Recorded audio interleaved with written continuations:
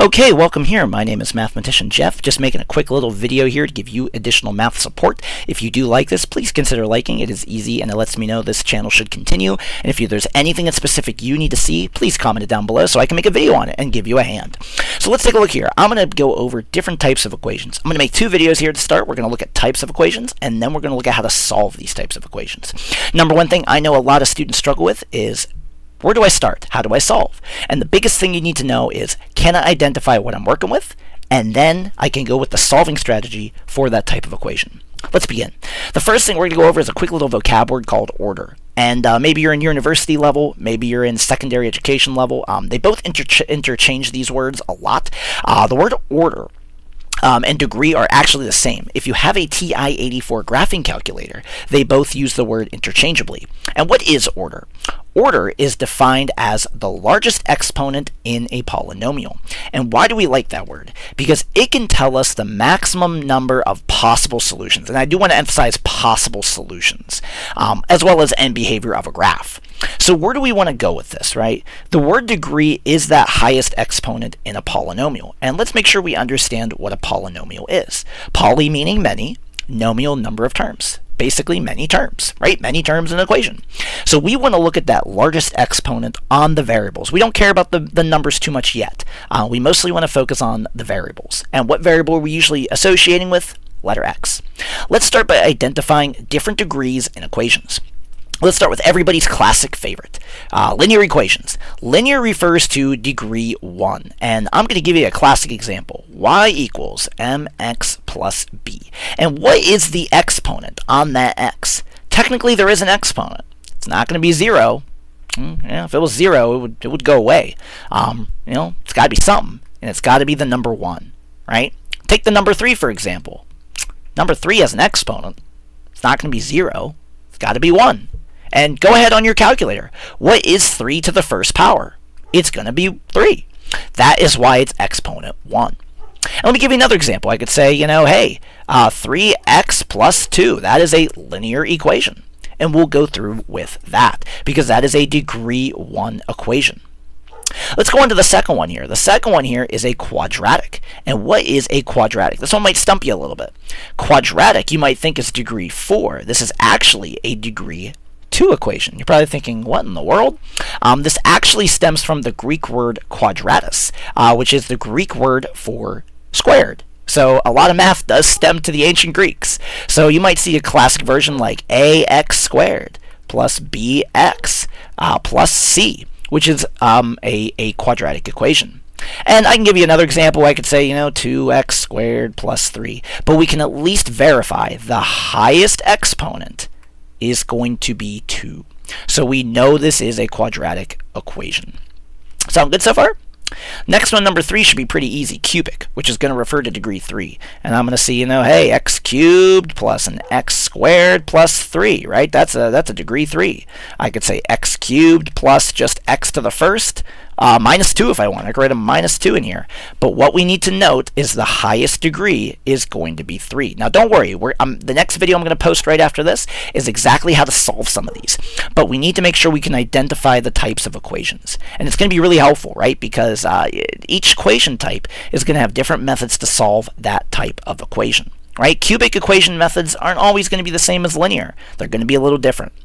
And last, let's just give you some examples with some higher degree polynomials here. And what are some examples of higher degree polynomials? I can write, hey, I could say x to the 8th power plus 3x plus 2. Well, those ones, they require some more advanced methods. Generally, for what you're dealing with, probably if you're watching this video, you're looking at Algebra 1 or Algebra 2 help, maybe some calculus algebra help. You're generally not going to be dealing with degree 8. Usually anything after degree 5 will definitely deal with matrices and some linear algebra methods, so you won't often see these in your Algebra 1 to 2 class, but I'll give you some heads up on that, right? So these are just some higher degree equations. Mostly in Algebra 1, you're going to be focusing on linear, quadratic, cubic, maybe some degree 4, okay? That sounds pretty cool. Now let's go take a look at some actual examples here. And one more piece of information that we need to talk about is implicit versus explicit. And I think it's something that's really needing stressed upon in an Algebra 1 class. And what is this? So implicit versus explicit. So maybe you've been in a calculus class and you've heard of implicit differentiation. Now don't worry, we're not going to scare you with some calculus in here. But we need to talk about implicit versus explicit. And what is this? First vocab word, I have blank, is an equation. An implicit equation is when you have more than one variable on the same side of the equal sign.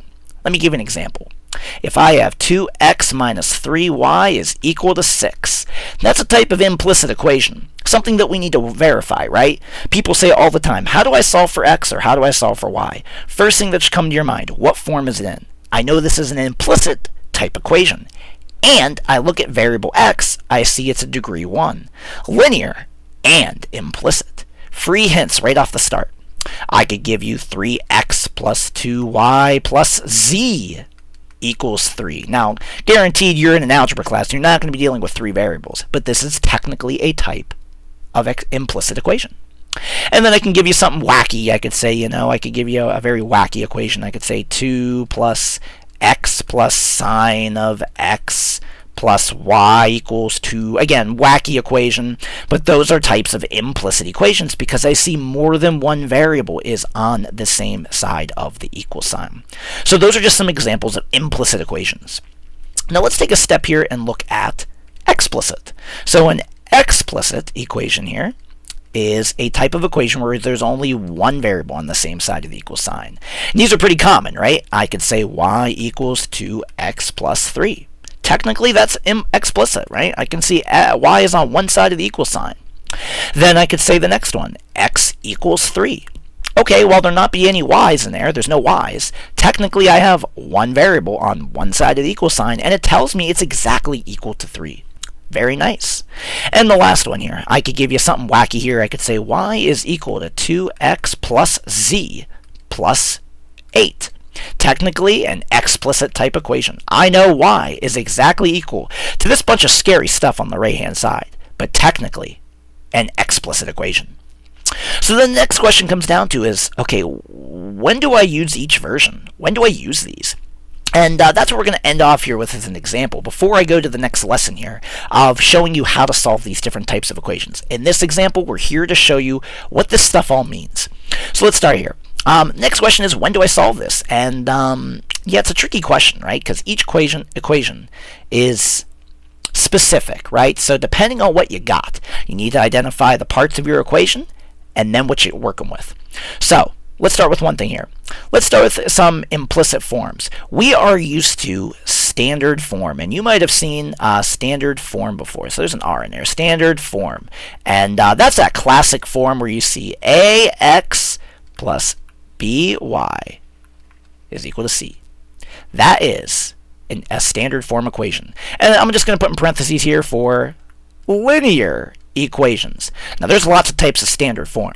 So the definition of standard form is basically a general equation where arranged on one side are variables and coefficients and their variables. Basically that means on one side there's all the variables, on the other side there are constants.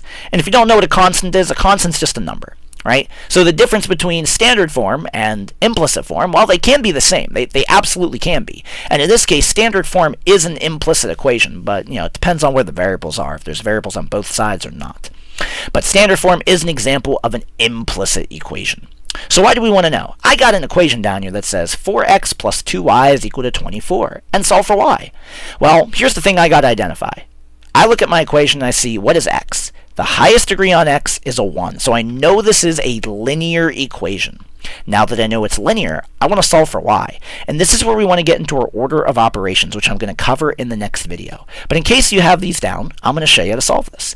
We want to isolate letter y and get it all by itself. So I'm going to do inverse operations. I see 4x is a positive, therefore I will subtract it, because that's the opposite. Right? That is the opposite, and I'm going to do that to both sides. The reason for that, and I'll show you in 1 second, if I simplify, this becomes 0, and this becomes negative. So 2y minus 4x is equal, oops, I apologize on that, I got the equal sign mixed up there, equals negative 4x plus 24.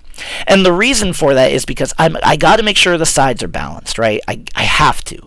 If I say 5 is equal to 5, if I add 1 to one side and add 1 to the other, I have to do it to both sides to make sure the scales are balanced.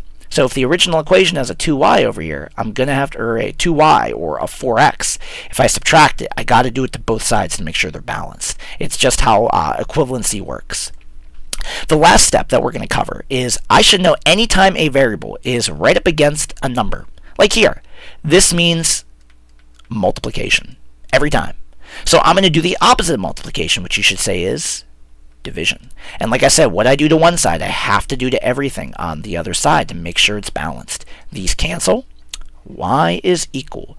-4 and -2 create a -2 if I divide them out. 24 divided by 2 is plus 16. Oh, not 16. Oopsie. It is going to be